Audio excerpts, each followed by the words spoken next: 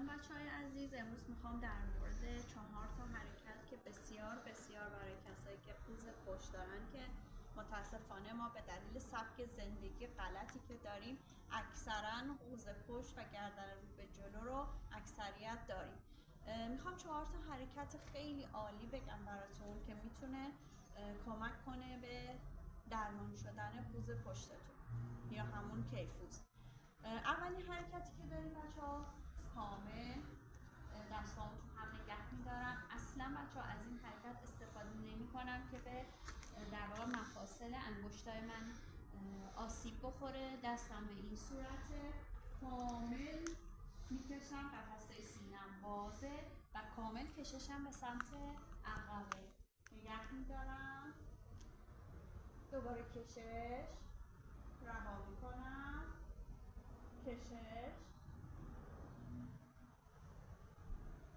30 تا حرکت بچه‌ها باید اینو انجام بدیم. حرکت دوممون حرکتی که من دستم پشت دستم روی قسمت پایینی کمرم قرار داره، کامل کشش میدم، رها میکنم، دوباره تکرار. انقباض رو دارم توی عضلات پشتی کمرم احساس میکنم. کشش. تمام حرکاتی که باعث باز شدن قفسه سینه میشه بسیار بسیار برای درمان قوز پشت ما بسیار مفیده. پس این میشه حرکت دومم.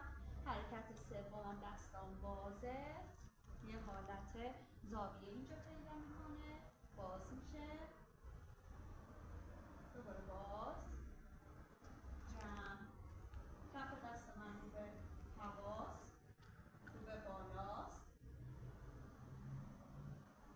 این میشه حرکت سومم. و حرکت چهارمم که من توی گرم کردن بسیار ازش استفاده میکنم حرکت چرخشه. چرخش، چرخش، جهت عوض.